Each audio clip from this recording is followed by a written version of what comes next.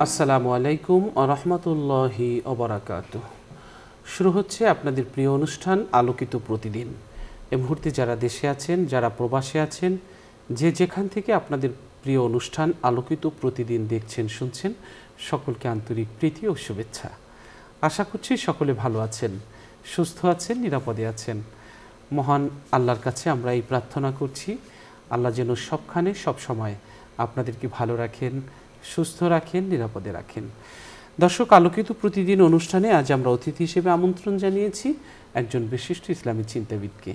আজ আমাদের সাথে আছেন ঢাকা বিশ্ববিদ্যালয়ের আরবি বিভাগের সম্মানিত প্রফেসর, বিশিষ্ট ইসলামী চিন্তাবিদ প্রফেসর ডক্টর মোহাম্মদ আব্দুল কাদির। আসসালামু আলাইকুম ওয়া রাহমাতুল্লাহি ওয়া বারাকাতুহু। ওয়ালাইকুম আসসালাম ওয়া রাহমাতুল্লাহি ওয়া বারাকাতুহু। মোহতারাম, কেমন আছেন? আলহামদুলিল্লাহ, আপনি কেমন আছেন? আলহামদুলিল্লাহ, ভালো আছি।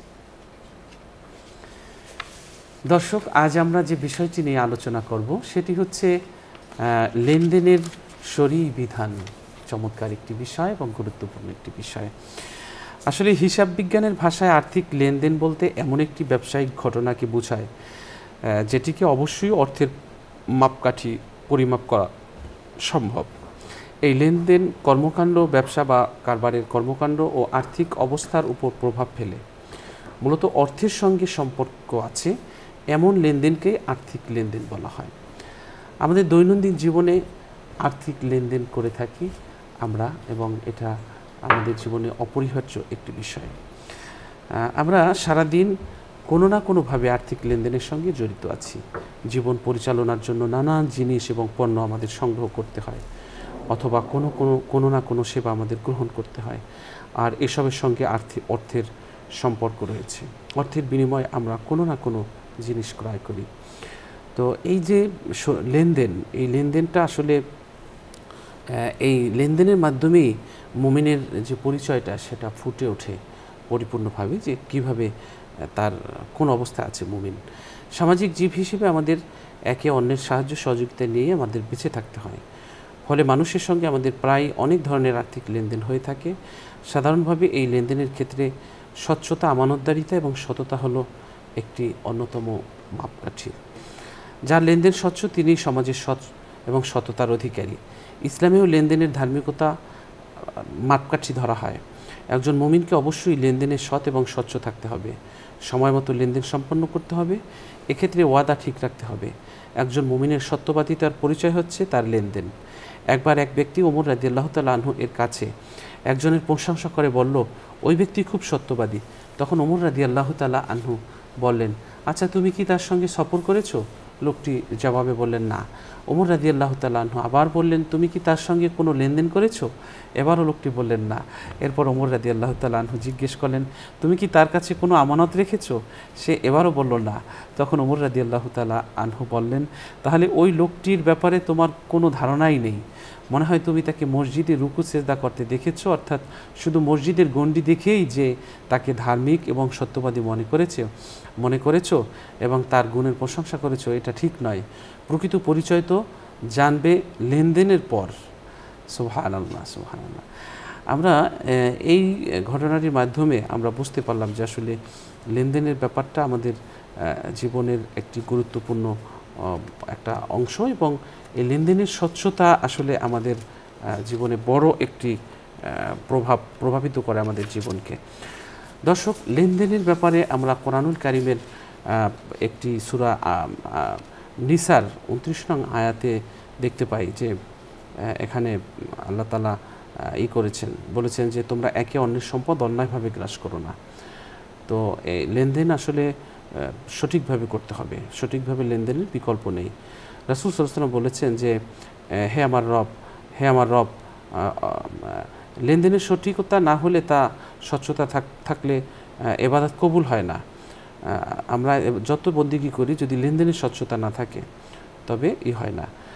যে ব্যক্তি অন্যায়ভাবে বা অবৈধ পথে সম্পদ উপার্জন করছে বা অস্বচ্ছ আর্থিক লেনদেন করে, আল্লাহ তার ইবাদত বন্দেগী দোয়া কবুল করেন না। নবীজি বলেছেন যে হে আমার রব, অথচ তার খাদ্য পানীয় হারাম, পোশাক পরিচ্ছদ হারাম, তাহলে কিভাবে তার দোয়া কবুল হবে? অর্থাৎ দোয়া আসলে যদি পয়সাপাতি হালাল না হয় তাহলে আল্লাহ দোয়া কবুল করেন না। আর্থিক লেনদেন বা ঋণের বেলায় আমাদের অনেক ঋণ না দেওয়ার প্রবণতা লক্ষ্য করি অনেকে, আবার অনেকে সময় না অনেক সময় তা পরিশোধে গড়িমসি করে। দেখা যায় অনেকের মধ্যে আর্থিক সঙ্গতি থাকা সত্ত্বেও তার মধ্যে গড়িমসি বা টালবাহানার যে দোষ সেটা পরিলক্ষিত হয়। এই গড়িমসি বা টালবাহানা সম্পর্কে ইসলাম সতর্কবাণী উচ্চারণ করেছে। নবীজি বলেছেন, স্বচ্ছ ব্যক্তির ঋণ পরিশোধে টালবাহানা বা গড়িমসি করা অন্যায় বা জুলুম। আমাদের ঋণ নেওয়ার সময় আমাদেরকে অনেক বার আসতে দেখা যায়, কিন্তু ঋণ যদি কোনো কিছু নেওয়া হয় তখন দেখা যায় তাকে খুঁজে পেতে কষ্ট হয়। তো আমরা আমাদের আর্থিক লেনদেনে আমাদের স্বচ্ছতা, জবাবদিহিতা, সততা থাকতে হবে। চলুন, শরীয়ী বিধানে কি রয়েছে আর্থিক লেনদেনের ব্যাপারে, এই বিষয় নিয়ে আমরা আলোচনা শুনছি আজকের আমাদের প্রিয় অতিথির কাছ থেকে। ধন্যবাদ বিজ্ঞ উপস্থাপক, চমৎকার বলছিলেন। আসলে আপনার প্রাসঙ্গিক যে আলোচনাটি আপনি সূচনাটি করলেন, সেখানে কিন্তু আমরা স্পষ্ট করে আজকের দিনের মূল প্রতিপাদ্য বিষয় সম্পর্কে জানতে পারলাম। তবে আপনার আলোচনা থেকে যে বিষয়টা একেবারেই সুন্দর প্রতীয়মান হলো সেটা হলো একজন মানুষের ইমানদারির পরিচয়টাই হলো তার এই লেনদেনের মধ্যে ভিত্তি করে তৈরি হয়। সে আসলে সৎ কিনা সেটা বোঝা যাবে যদি তার সাথে কখনো লেনদেন করা যায়। এটাকে আরবিতে মুআমালাত বলা হয়। মুআশারাত অত্যন্ত গুরুত্বপূর্ণ জিনিস। সমাজের মধ্যে মানুষ যদি বসবাস করে তাহলে তার মধ্যে এই দুটো জিনিস থাকতেই হবে, বিশেষ করে মুআমালাতটা তার থাকতেই হবে, কারণ কোনো মানুষই কিন্তু পূর্ণাঙ্গ না। আপনি দেখবেন যে পৃথিবীতে যত অর্থবিত্তের মালিকই হোক না কেন, সে কিন্তু অন্য কারো না কারো কাছে সে মুখাফেক্ষী। একমাত্র মুখাফেক্ষিহীন আল্লাহুস সামাদ, আল্লাহ মুখাফেক্ষিহীন। আর পৃথিবীর কেউ কিন্তু মুখাফেক্ষিহীন নয়। এই কথাটি আল্লাহ সূরা ইখলাসে স্পষ্ট করে আমাদেরকে বুঝিয়েছেন। তো যাই হোক, এখন এই যে মুআমালাত লেনদেন, এই লেনদেনটার একটা শরঈ বিধান আছে যে আমরা কীভাবে এটা প্রতিপালন করলে আবার কি কাজ করব, কি করা যাবে না, এই বিষয়গুলো কিন্তু আমাদের এই লেনদেনের মধ্যে স্পষ্ট করে ফুটিয়ে তোলা হয়েছে। তবে লেনদেনটা এটা শরঈভাবে জায়েজ কিনা এটা যদি আমরা জানতে চাই, তাহলে আমরা পবিত্র কোরআনুল কারীমের যেহেতু অসংখ্য আয়াত আছে এবং রাসূল আকরাম সাল্লাল্লাহু আলাইহি ওয়াসাল্লামের জন্য যেহেতু অসংখ্য হাদিস আছে, সুতরাং লেনদেন যে শরঈভাবে ইজমা এবং কিয়াস দ্বারা, কোরআন হাদিস দ্বারা প্রতীয়মান, এত করে সন্দেহের অবকাশ নেই। তার মানে আমরা বুঝতে পারলাম যে লেনদেন করা, মুআমালাত করা এটা শরঈ বিধান, এবং শরঈ বিধানে এটা কোরআন, সুন্নাহ, ইজমা, কিয়াসের 4টা জায়গাতেই কিন্তু এটা জায়েজ বলে অভিহিত করা হয়েছে। এখন এটা কোন বস্তু দ্বারা লেনদেন করা যাবে? আপনি আর্থিক লেনদেনের কথা বলেছেন। আমরা পণ্যকে লেনদেন করতে পারি। কেউ 10 কেজি চাল আনলো, আমার বাসায় খুব অভাব আছে, আমাকে 10 কেজি চাল দেন, আমি আপনাকে সময় মতো ফেরত দিব। 10 কেজি গম আনলো, 5 কেজি চাল আনলো, অথবা 500 টাকা আনলো, অথবা 5000 টাকা আনলো, যাই হোক না কেন, যদি কেউ বিপদগ্রস্ত অবস্থায় অন্যের কাছে দ্বারস্থ হয় এবং সেই ব্যক্তিকে যদি কেউ দান করে, এখানে দুটো শব্দ আরবিতে বলেছে, একটা বলেছে মুকরিদ আর একটা বলেছে মুক্তারিজ। যিনি কর্জ দেন তিনি হল মুকরিজ, আর যিনি করজ গ্রহণ করেন তিনি মুক্তারিজ। এই দুইজন সম্পর্কে শরীয়তের বিধানটা একেবারে সুস্পষ্ট। এখন আমরা যেটা বুঝতে পারলাম, যেই সকল বস্তু বেচাকিনি করা হয়, লেনদেন করা হয়, লেনদেন কিন্তু ওই সমস্ত বস্তুর দ্বারাই সংগঠিত হতে পারে, এটা শরীভাবে জায়েজ আছে। তবে এই লেনদেন যদি কেউ করে, মানুষের উপকার যদি কেউ করে, কাউকে যদি কেউ ঋণ দেয় বা লোন দেয়, তাহলে তার জন্য আল্লাহ তাআলা অনেক বড় উপকার রেখে দিয়েছেন। তাকে আল্লাহ কখনো বিফলে দেন না। একটা দুইটা নয়, আমরা অসংখ্য কোরআনের আয়াত এবং হাদিস আমরা এই ক্ষেত্রে পাই যে রাসূল আকরাম সাল্লাল্লাহু আলাইহি ওয়াসাল্লাম একজন ভালো মানুষ বলেছেন ওই ব্যক্তিকে যেই ব্যক্তির লেনদেন ভালো। তার মানে কারো কাছ থেকে ঋণ আনে, তাকে আবার পরিশোধ করে, লেনদেনের মধ্যে আমানতদারিতা রক্ষা করে, সেই ব্যক্তিকে রাসূল উত্তম লোক বলেছেন। রাসূলের ভাষায় সহিহ বুখারীতে এসেছে, ইন্না খিয়ারান নাসি আহসানুহুম কাদা। যার পরিশোধটা হলো উত্তম সুন্দর, তিনি হলেন ভালো মানুষ। তার মানে রাসূল ভালো মানুষ হিসাবে ওই ব্যক্তিকে অভিহিত করেছেন যিনি লেনদেনের মধ্যে, মুআমালাতের মধ্যে অন্যের ঋণ পরিশোধ করে দেয়। অন্যদিকে আসেন, এই ঋণ পরিশোধ করলে কেউ যদি কাউকে ঋণ দেয়, একাধিকবার ঋণ দিল, নবী সাল্লাল্লাহু আলাইহি ওয়াসাল্লাম বলছেন যে মা মিন মুসলিমিন ইয়াকরিদু মুসলিমান কারদান মাররাতাইনি ইল্লা কানা কাসাদকাতিহি মাররাতান। রাসূল আকরাম সাল্লাল্লাহু আলাইহি ওয়াসাল্লাম বলছেন, ইবনে মাজার হাদিস, বলছেন কোনো মুসলমান যদি অন্য কোনো মুসলমানকে 2বার ঋণ দেয়, দুইবার ঋণ দিলে একবার তার একটা সদকা করার সওয়াব, আর সদকা তারুদ্দুল বালা। আপনি যদি কাউকে ঋণ দেন তাহলে আপনি বালা মুসিবত থেকে মুক্তি থাকবেন, কারণ ওই সদকার সওয়াব আল্লাহ তাআলা আপনাকে দান করেছেন, যে সদকার দ্বারা আপনি আপনার বিপদ, উপর থেকে যত রকম বিপদ আসে সেই বিপদগুলো আল্লাহ দূরে সরিয়ে দিবেন। এটা রাসূল আকরাম সাল্লাল্লাহু আলাইহি ওয়াসাল্লাম বলেছেন। অন্যদিকে আমরা যেটা দেখি সেটা হলো আল্লাহ রাব্বুল আলামিন সূরা আর রহমানের ৬০ নম্বর আয়াতে বলেছেন, হাল জাযাউল ইহসান ইল্লাল ইহসান, উত্তম কাজের প্রতিদান কতই না উত্তম। তার মানে আপনি যে এই যে একজন মানুষের দুঃখ কষ্ট দূর করতেছেন, এটা অনেক উত্তম, অনেক ভালো কাজ। এই ভালো কাজের প্রতিদান ভালো ছাড়া হতেই পারে না। এটা সূরা আর রহমানের ৬০ নম্বর আয়াতে আল্লাহ জানিয়ে দিয়েছেন। এখন মানুষ লেনদেন করে টাকা পয়সা দেয়, একজন আরেকজনের কাছ থেকে ঋণ গ্রহণ করে, ঋণদাতা এবং ঋণ গ্রহীতার মধ্যে এই যে সুসম্পর্ক, এটা বজায় রাখার জন্য কাজ হলো ঋণ গ্রহীতা যখন চাইবে তখন ঋণদাতার এটা পরিশোধ করে দিবে, যখন তার নির্দিষ্ট টাইম চলে আসবে সে পরিশোধ করে দিবে। এবং সেই কাজে আল্লাহ তাআলা তাকে কি দিবেন, যিনি ঋণ দিলেন তাকে কি সওয়াব দিবেন, এই কথাটি আল্লাহ তাআলা সূরা বাকারার 245 নম্বর আয়াতে বলেছেন, ওমান ইউকরিদিল্লাহা কারদান হাসানান ফায়ুদাইফাহু লাহু আদআফান কাসীরা। আল্লাহ বলেন যে আল্লাহকে উত্তম ঋণ কে দিবে, তার মানে আল্লাহকে যিনি ঋণ দিবেন সেটা উত্তম ঋণ হিসেবে অভিহিত করে বলছেন, যেই ব্যক্তি আল্লাহকে উত্তম ঋণ দিবে ইউদাইফাহু লাহু আদআফান কাসীরা, আল্লাহ তাকে অনেক অনেক গুণ বাড়িয়ে দিবেন। তাহলে বোঝা গেল কেউ যদি কাউকে ঋণ দেয়, করজ দেয়, তাহলে আল্লাহ তার সম্পদও বাড়িয়ে দেয়। তার মানে আমি কতগুলো বিষয় পেলাম যে আমি অন্যের সম্পদ অন্যকে দান করার মধ্য দিয়ে আমি আল্লাহর পক্ষ থেকে সম্পদ পেতে পারি, এই সুযোগটা আল্লাহ রেখে দিয়েছেন। আমার সম্পদ, মাল সম্পদ বাড়িয়ে দিবেন, সেটা আল্লাহ কোরআন কারিমে আমাকে স্পষ্ট বলেছেন। এখন অন্য মানুষের এই করজের মধ্য দিয়ে অন্যের বিপদ দূর করা হয়, অন্যের কষ্ট লাঘব করা হয়। পরিবার পরিজন নিয়ে না খেয়েছে, দিনাতিপাত করতেছে, আপনি যদি তাকে চাল দেন, টাকা দেন, তাহলে কী হলো, তার ওই পরিবারটা বেঁচে গেল, কষ্ট থেকে বেঁচে গেল। এইটা করলে আল্লাহ আপনাকে কী সওয়াব দিবে। দেখুন মুসলিম শরীফের হাদিস, একটু বড় হাদিস, তবুও পুরা বিষয়টাই কিন্তু আমাদের জন্য, দর্শকদের জন্য জানা খুব প্রয়োজন। বলছেন, মান নাফাসা আন মুমিনিন কুরবাতাম মিন কুরবাতিদ দুনিয়া নাফাসাল্লাহু আনহু কুরবাতাম মিন কুরাবিল ইয়াউমিল কিয়ামা। দুনিয়াবি কোনো কষ্ট দুঃখ যদি মানুষ কারো মোচন করে দেয়, আল্লাহ রাব্বুল আলামিন কিয়ামতের মাঠে তার দুঃখ কষ্ট মোচন করে দিবেন। আচ্ছা, দুনিয়ার কষ্ট দূর হবে, না হয় কষ্ট পেয়ে দিনেই কাটিয়ে দিলেন, না খেয়ে থাকলেন, কষ্ট পেলেন, কিন্তু পরকালীন জীবনে যে কষ্ট, সেখানে কিন্তু আপনাকে কেউ সাহায্য করে থাকবে না। ফলে নাসির আলাহু, ওই জগতে, যেই জগতে কোনো সাহায্যকারী থাকবে না, সেই জগতের সাহায্যকারী হলো আপনার দুনিয়ার জীবনে যদি কারো দুঃখ কষ্ট মোচন করে থাকেন, আল্লাহ আপনার কিয়ামতের মাঠের সেই দুঃখ মোচন করে দিবেন। সুবহানাল্লাহ। আরেকটা বলছেন, মান ইয়াসসারা আলা মুআসসিরিন, যে ব্যক্তি কোনো কঠিন অবস্থার মধ্যে কোনো মানুষের জীবনটাকে সহজ করে দেয়, তার মানে আপনি তার বাচ্চাগুলো না খেয়ে আসে, যদি আপনি তাকে সাহায্য করেন তাহলে তার বাচ্চাগুলো খেয়ে থাকবে। এই যে তাকে খাওয়িয়ে রাখার ব্যবস্থাটা করলেন, রাসূল বলেন ইয়াসসারাল্লাহু আলাইহি ফিদ দুনিয়া ওয়াল আখিরাহ, আল্লাহ তাআলা আপনাকে দুনিয়া এবং আখিরাত উভয় জগতে আপনার জীবনটাকে সহজ করে দিবেন। তার মানে আপনি দুনিয়ার জীবনে যদি স্বাচ্ছন্দ্য পেতে চান, তাহলে মানুষের বেশি বেশি করে উপকার করেন। এটাই রাসূল আকরাম সাল্লাল্লাহু আলাইহি ওয়াসাল্লামের এই হাদিস বলছে। হাদিসের শেষ অংশে রাসূল বলছেন, আল্লাহু ফি আউনিল আবদি মা কানা আল আবদু ফি আউনি আখি। মানুষ যতক্ষণ পর্যন্ত তার ভাইয়ের সাহায্যে নিবেদিত থাকে, আল্লাহ তাআলা তাকে ততক্ষণ পর্যন্ত তার সাহায্য করে।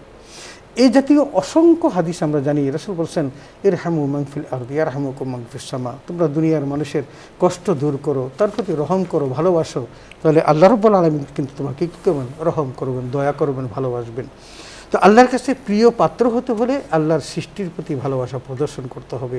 আল খালকু ইয়ারুল্লাহ ফাহাব্বাল খালকি ইলাল্লাহি মান আহসানা ইলা আয়ালিহি। রাসূল বলছেন যে আল্লাহর গোটা পৃথিবীটি আল্লাহর সৃষ্টি, এবং সৃষ্টির মধ্যে ওই ব্যক্তি আল্লাহর কাছে বেশি প্রিয় যে তার সৃষ্টির প্রতি সদয়। তার মানে আল্লাহর এই মাখলুকাতের প্রতি কেউ যদি সদয় হয়, তাকে ভালোবাসে, তার দুঃখ কষ্ট মোচন করে দেয়, আল্লাহ রাব্বুল আলামিন ওই ব্যক্তিকে বেশি ভালোবাসেন। তো এই সব কিছু যদি আমরা জানি, তাহলে আমাদের কাছে মুআমালাতটা এত গুরুত্বপূর্ণ যে আপনি উদার হস্তে তাকে দিবেন, এবং যিনি নেবেন তিনি আবার আপনাকে ফেরত দিবেন, এটা হলো মূল কাজ। তো রাসূল আকরাম সাল্লাল্লাহু আলাইহি ওয়াসাল্লাম সহিহ বিধান মোতাবেক বলেছেন যে কেউ যদি কারোর সাথে লেনদেন করে তাহলে সেই জন্য এই বিষয়গুলো লিখে রাখে। সূরা বাকারার দেখুন, আল্লাহ তাআলা সূরা বাকারার ৮২ নম্বর আয়াতে স্পষ্ট করে বলেছেন, ইযা তাদায়ানতুম বিদাইনিন ইলা আজালিন মুসাম্মান ফাকতুবুহ।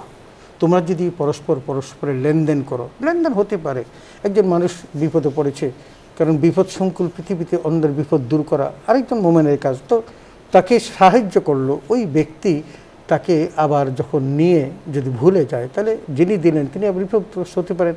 তো বলছেন তোমরা যদি পরস্পরকে যদি কী করো, লেনদেনে আবদ্ধ করো, তাহলে ফাকতুবুহু, তাহলে তোমরা এটাকে নির্দিষ্ট দিনের জন্য লিখে রেখো, যাতে করে যিনি নিয়েছেন তিনিও না ভুলেন আর যিনি দিয়েছেন তিনি তো ভুলবেন না। কিন্তু একটা কথা আমাদের সমাজে একেবারে শতসিদ্ধ যে আল কারজুল মেকরাজুল মহব্বত, করজ হলো, ধার হলো মহব্বতের কেসি, মেকরাজ মানে কেসি, তার মানে আপনি কাউকে কোনো ধার দিলেন তো তার সাথে বন্ধুত্বটা নষ্ট হয়ে গেল। এত ভালোবাসার মানুষ, কিন্তু তার এই ভালোবাসাটা সে টিকিয়ে রাখতে পারে না। কেন? সে ওই বন্ধুত্বের কেচি হলো এই ধার দেওয়াটা। যদিও সমাজের মধ্যে এই কাজটা যখন প্রতিষ্ঠিত হয় তখন অনেক দুর্দশাগ্রস্ত মানুষ কিন্তু ক্ষতিগ্রস্ত হয়। কেন ক্ষতিগ্রস্ত হয়? কাউকে দান করলো, কাউকে করজ দিল, কিন্তু ওই করজওয়ালা ব্যক্তি তাকে আর পরিশোধ করলেন না, টাল বাহানা করলেন। আপনি একটা হাদিসও বলেছিলেন যে টাল বাহানার কথাটা, যে ব্যক্তি সচ্ছল ব্যক্তি ঋণ পরিশোধে টাল বাহানা করে সে অন্যের প্রতি জুলুম করলো, সহিহ বুখারী 2400 নম্বর হাদিস। এখন এই যে জালেমের পরিণতি কি জাহান্নাম, কোনো সন্দেহের অবকাশ নেই। ওই ব্যক্তি মজলুম। আমাদের সমাজে এত খারাপ অবস্থা উপনীত আমরা হয়েছি যে যিনি লোন দিলেন বা ঋণ দিলেন সেই ব্যক্তি 3বার 4বার চাইতে পরে তার কাছে লজ্জা লাগে, কিন্তু যিনি নিলেন তার দিতে লজ্জা লাগে না। কি কঠিন অবস্থার মধ্যে, অথচ তার উচিত ছিল তার এটা পরিশোধ করে দেওয়া। আমরা সেই কঠিন একটা অবস্থার মধ্যে পড়েছি, কিন্তু আমার আল্লাহ তাআলা স্পষ্ট করে বলে দিয়েছেন, কারণ এটা কিন্তু অন্য মানুষের আমানত। তুমি কিন্তু তোমার সম্পদ না, তুমি তার কাছ থেকে ঋণ নিয়েছো, তার আমানত, এটা ফেরত দাও। এটাই আল্লাহ তাআলা সূরা নিসার 58 নম্বর আয়াতে বলেছেন, ইন্নাল্লাহা ইয়া'মুরুকুম আন তুআদ্দুল আমানাতি ইলা আহলিহা। আল্লাহ বলছেন যে তুমি আমানতকে তার আহলের কাছে পরিশোধ করে দাও, এটা হলো তোমার ইমানদারি কাজ। আর এটা যদি তুমি না করতে পারো তাহলে তুমি আমানতের রক্ষা করতে না পারার কারণে তুমি জাহান্নামী হবে, কারণ তুমি একজন মুনাফিক। তো রাসূল আকরাম সাল্লাল্লাহু আলাইহি ওয়াসাল্লাম এই ক্ষেত্রে খুব কঠিন কথা বলেছেন। রাসূলের কথাগুলি এরকম যদি আমরা একটু দেখি, নবী বলছেন যে, প্রথমত বলছেন যে কোনো ব্যক্তি যদি ইন্না নাফসুল মুমিন মুআল্লাকাতুন বিদাইরিহি হাত্তা ইউকদি আলাইহি, রাসূল সাল্লাল্লাহু আলাইহি ওয়াসাল্লাম বলছেন যে মুমিন ব্যক্তি যদি কি করেন, তিনি নেক কাজ করেন, ভালো কাজ করেন, ওই ঋণ গ্রহণ করার কারণে আল্লাহ রাব্বুল আলামিন ওই ব্যক্তির জীবনটাকে, তার ওই রূহটাকে ঝুলন্ত রাখেন, মুআল্লাক রাখেন, হাত্তা ইউকজি আলাইহি। নবীজি বলছেন যে যতক্ষণ পর্যন্ত না ওই ব্যক্তি তার ঋণ পরিশোধ করবে। রাসূল আকরাম সাল্লাল্লাহু আলাইহি ওয়াসাল্লাম তার সামনে একটা জানাজা আসলো, রাসূল সাল্লাল্লাহু জিজ্ঞেস করলেন তার সম্পর্কে। সাহাবায়ে কেরাম বললেন যে হে আল্লাহর রাসূল, লোকটি ভালো, তবে তিনি অমুক ব্যক্তির কাছ থেকে ঋণ নিয়েছিলেন, ঋণটা তিনি পরিশোধ করেন নাই।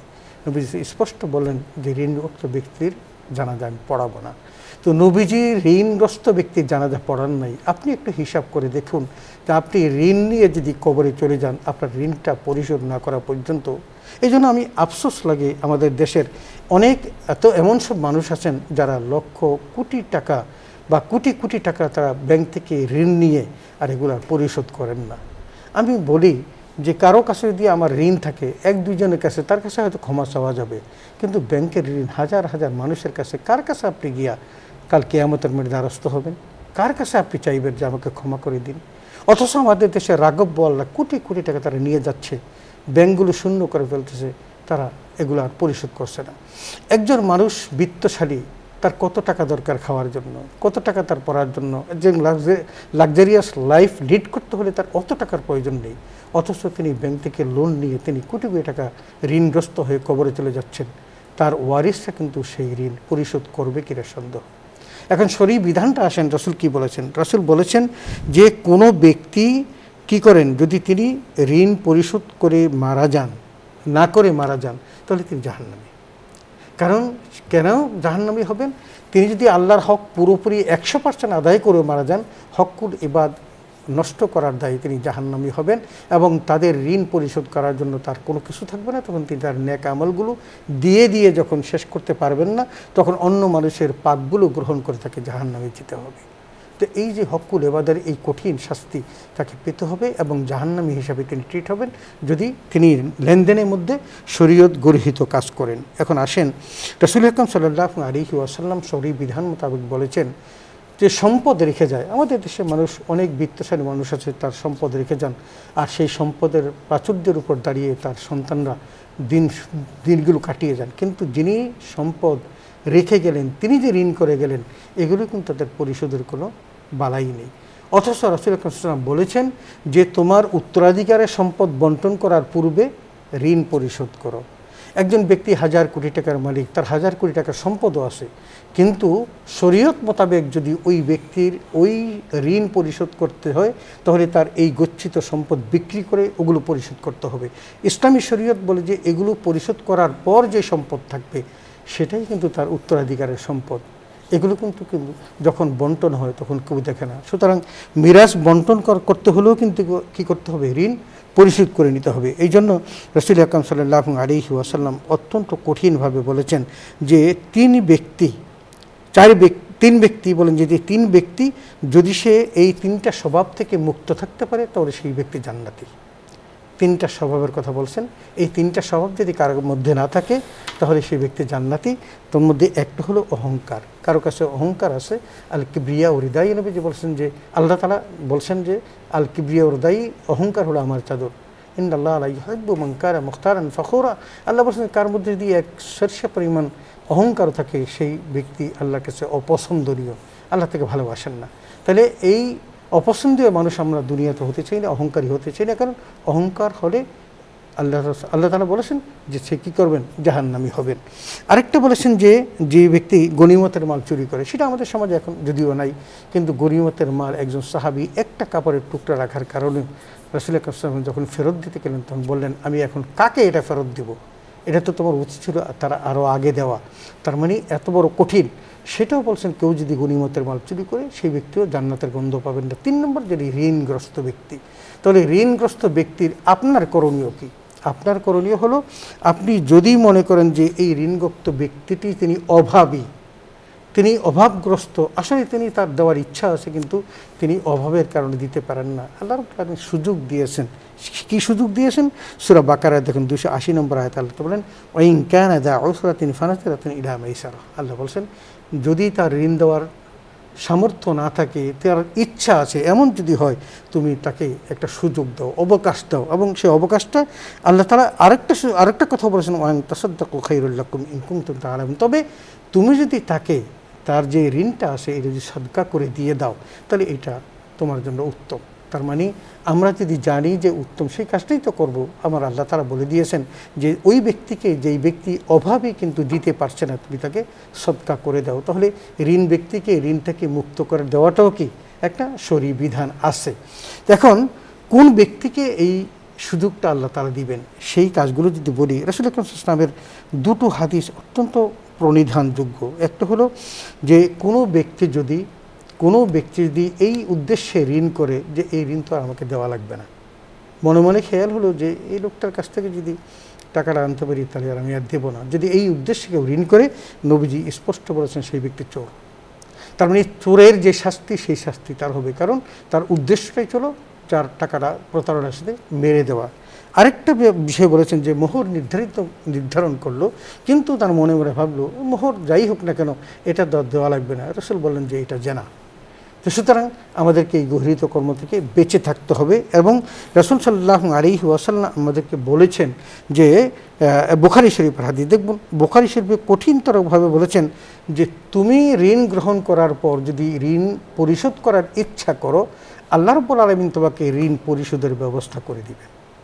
কি চমৎকার কথা, চিন্তা করে দেখেন কি বলছেন, মান আখাযা আমওয়ালান নাস ইউরিদু আদাআহা আদা আল্লাহু আলাইহি। বলছেন যে কেউ যদি ঋণ গ্রহণ করেন এবং মনে মনে ভাবেন যে ঠিক আছে আমার কষ্ট যদি শেষ হয়ে যায় তাহলে আমি তার ঋণটা পরিশোধ করে দিব, আমার আল্লাহ তাআলা তোমাকে সেই ঋণ পরিশোধের ব্যবস্থা করে দিবেন, তোমাকে সেই স্বাবলম্বতা আল্লাহ তাআলা দিয়ে দিবেন। আর বলছেন ওয়ামান আখাযা ইউরিদু আতলাফাহা আতলাফাহুল্লাহ, কেউ যদি ঋণ গ্রহণ করে আর মনে মনে নিয়ত করে পারে কোনোভাবে নিতে পারলেই হলো, এটা আর পরিশোধ করব না। রাসূল সাল্লাল্লাহু আলাইহি ওয়াসাল্লাম বলেন যে আল্লাহ শাস্তি স্বরূপ তাকে পরিশোধ করার কোনো সুযোগই তাকে দিবেন না।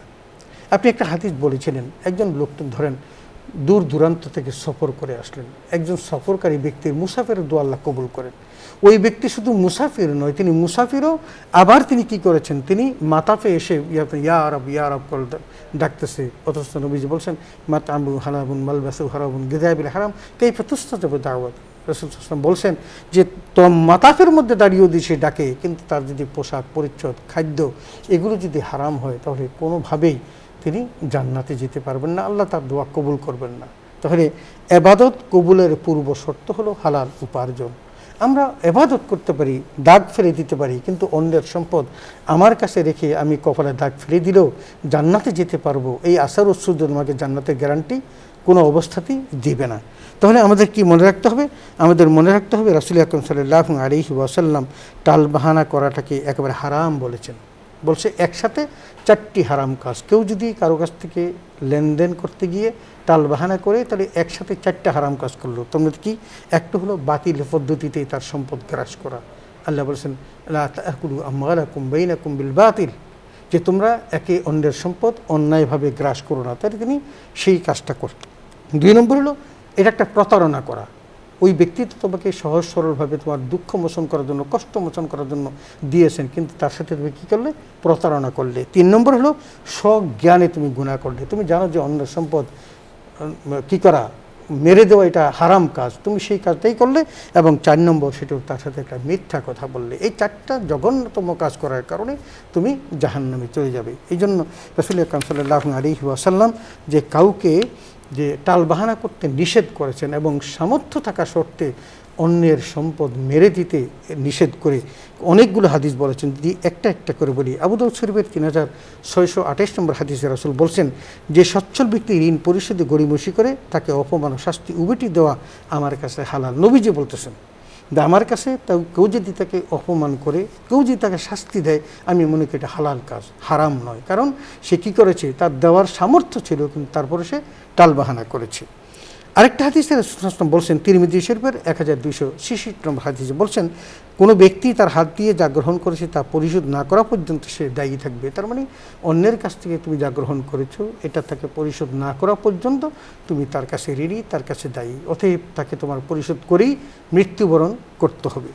3 নম্বর যেটা বলেছেন সেটা হলো অত্যন্ত কঠিনতর কাজ। বলছেন ঋণগ্রস্ত ব্যক্তির আত্মা লটকে থাকে, ঝুলতে থাকে, যতক্ষণ না তার পক্ষ থেকে কেউ সেই ঋণ পরিশোধ করে। ইবনে মাজার 2413 নম্বর হাদিস। অতএব রাসূল সাল্লাল্লাহু আলাইহি ওয়াসাল্লাম অন্য জায়গায় আরেকটা কথা বলেছেন, যে ব্যক্তি একটি দিনার অথবা দিরহাম ঋণ রেখে মারা যাবে, কিয়ামতের দিন তাকে ওই নেকি থেকে ঋণ পরিশোধ করতে হবে, কারণ সেখানে কোনো দিনার বা দিরহাম বিনিময় নেই। ইবনে মাজার 5519 নম্বর হাদিস। এই যে বিষয়গুলো, তাহলে আমরা আরেকটা হাদিস যদি দেখি এই সাথে, তাহলে অত্যন্ত কঠিনতর মনে করব। বলছেন যে ঋণ পরিশোধের পাপ, শহীদের পাপ, হ্যাঁ শহীদদের সব পাপ মাফ করে দেওয়া হবে, কিন্তু ঋণ পরিশোধ ছাড়া। তার মানে একজন শাহাদাতের মর্যাদা যেই ব্যক্তি পেয়েছেন সেই ব্যক্তি তো আল্লাহ তাআলা সব গুনাহ মাফ করে দিয়েছেন। নবী সাল্লাল্লাহু আলাইহি ওয়াসাল্লাম বলেন যে শহীদ ব্যক্তিও যদি ঋণগ্রস্ত হয় তাহলে ওই শহীদেরও ঋণের গুনাহ আল্লাহ মাফ করবেন না। তাহলে কত বড় কঠিনতর কাজগুলো আমরা একটা দুইটা হাদিস নয়, রাসূল সাল্লাল্লাহু আলাইহি ওয়াসাল্লাম আরও বললেন যে অর্থের ঋণ পরিশোধ করার সময় খুশি মনে ফেরত দেওয়া ইসলামী শরীয়তে অতিরিক্ত দিতে পারো, কিন্তু তার সম্পদ মেরে দেওয়া ইসলামী শরীয়তে কোনোভাবেই জায়েজ নেই। অতএব আল্লাহ রাব্বুল আলামিন আমাদেরকে যেই বিষয়গুলো বলেছেন এই হাদিসগুলোর মধ্য দিয়ে, সেগুলো হলো যে আমরা যেন ঋণ গ্রহণ করি এবং ঋণের মধ্য দিয়ে একটা মুআশারাতের মধ্য দিয়ে আমরা সমাজ ব্যবস্থাকে সুন্দর সমাজে প্রতিষ্ঠিত করার চেষ্টা করি, অন্যের দুঃখ মোচন করি, যাকে ঋণ দেই আল্লাহ আমার সম্পদ বাড়িয়ে দিবেন, অর্থ বাড়িয়ে দিবেন, বিপদ থেকে মুক্তি দিবেন। এমনকি কাল কিয়ামতের মাঠে বিপদে পড়লো দুনিয়াবী জীবনের এই ঋণ আমাকে ওই জায়গায় ত্বরান্বিত করবে। আর যদি আমি টালবাহানা করি তাহলে কিয়ামতের মাঠে আমাকে জাহান্নামের আগুনে জ্বলতে হবে, এত সন্দেহের অবকাশ নেই। জি মোহতারাম, চমৎকার বলছিলেন দর্শক। বুখারী শরীফে একটি হাদিসে নবীজি বলেছেন, যে ব্যক্তি তার কোনো ভাইয়ের সম্মানহানির মাধ্যমে বা অন্য কোনো প্রকারে তার উপর জুলুম করেছে, সে যেন আজই তার সঙ্গে লেনাদেনা সাফ করে নেয়। ওই দিন আসার পূর্বেই, যেদিন তার কাছে কোনো দিনার দিরহাম মানে টাকা পয়সা থাকবে না, সেদিন যদি তার কাছে কোনো ন্যাক আমল থাকে তবে তার জুলুম পরিমাণ সেখান থেকে নিয়ে নেওয়া হবে এবং পাওনাদারকে তা আদায় করে দেওয়া হবে। আর যদি কোনো ন্যাক আমল না থাকে তাহলে তার উপর জুলুম করা হয়েছে, যার উপরে জুলুম করা হয়েছে তার পাপের বোঝা জুলুমকারী জুলুম অনুযায়ী তার ঘাড়ে চাপানো হবে। সুবহানাল্লাহ। এই জন্য আমরা লেনদেনের ক্ষেত্রে আমরা যতটুকু কথা আছে লেনদেনে এবং সেই কথাগুলো আমরা আদায় করব। আর মোহতারাম বলেছেন যে ঋণের ব্যাপারটা খুব কঠিন। আমরা জানি ঋণের অর্থ পরিশোধ করার সময়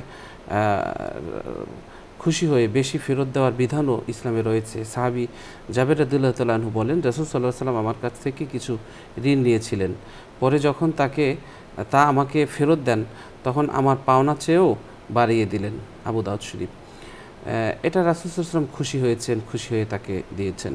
তো আমরা ঋণের যে একটা ঋণের মাধ্যমে যে একটা সম্পর্ক রক্ষা হয় সেটা আমরা আসলে এই ঋণ যথাসময়ে আদায় না করার কারণে মানুষের মন উঠে যাচ্ছে।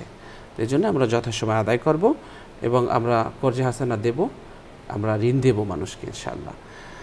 দর্শক, অনুষ্ঠানের এই পর্যায়ে আমরা একটি মোনাজাত করব। আপনারা যে যেখান থেকে আমাদের এই অনুষ্ঠান দেখছেন চাইলে আপনারা মোনাজাতে শরীক হতে পারবেন। আল্লাহুম্মা সাল্লি আলা সাইয়্যিদিনা ওয়া নাবিয়িনা ওয়া শাফিয়িনা ওয়া হাবিবিনা মাওলানা মুহাম্মদ সাল্লাল্লাহু আলাইহি ওয়া আলা আলিহি ওয়া আসহাবিহি ওয়া বারাকা ওয়াসাল্লাম। আল্লাহুম্মা আমিন। ربنا ظلمنا أنفسنا وإن لم تغفر لنا وترحمنا لنكونن من الخاسرين। আল্লাহ তাআলা আপনি আমাদের জিন্দেগীর সমস্ত গুনাহ খাতা মাফ করে দিন, অভাব দূর করে দিন, পেরেশানি দূর করে দিন। আল্লাহ তাআলা ইহকাল পরকালের সাফল্য নসিব করুন। আসমান জমিনের বালা মুসিবত দূর করে দিন। নেক আমল দিয়ে আমাদের আমলনামা পরিপূর্ণ করে দিন। আমাদের উপর আপনার অনুগ্রহ আল্লাহ বাড়িয়ে দিন। আল্লাহ রিজিক বাড়িয়ে দিন। ঋণ পরিশোধ করার তৌফিক দিন। ব্যবসা বাণিজ্যে বরকত দিন। চিন্তায় প্রশস্ততা দিন। উপকারী জ্ঞান দান করুন। যা আপনি দান করেছেন সঠিক কাজে ব্যবহার করার তৌফিক দান করুন। সুস্থ রাখুন, ভালো রাখুন, নিরাপদে রাখুন। যে যেখান থেকে হাত তুলেছে আল্লাহ সকলকে আপনি মাফ করে দিন। আমাদের এই অনুষ্ঠানকে আপনি কবুল করুন। এই অনুষ্ঠানকে নাজাতের উসিলা হিসেবে কবুল করুন। আল্লাহ বাধা প্রতিবন্ধকতার চড়াই উতরাই পেরিয়ে আমরা যেন আমাদের জীবনকে জান্নাতের পথে নিয়ে যেতে পারি সেই তৌফিক দান করুন। জাহান্নামকে আমাদের জন্য হারাম করে দিন। জান্নাতে স্থায়ীভাবে একটু থাকার বন্দোবস্ত করে দিন। সুবহানা রাব্বিকা রাব্বিল ইজ্জাতি আম্মা ইয়াসিফুন ওয়া সালামুন আলাল মুরসালিন ওয়ালহামদুলিল্লাহি রাব্বিল আলামিন। আসসালামু আলাইকুম। ওয়ালাইকুম আসসালাম। দর্শক, আমরা আজ এখানেই শেষ করছি। দেখা হবে আগামীকাল ঠিক এই সময়। আল্লাহ হাফিজ। আসসালামু আলাইকুম ওয়া রাহমাতুল্লাহি ওয়া বারাকাতুহু।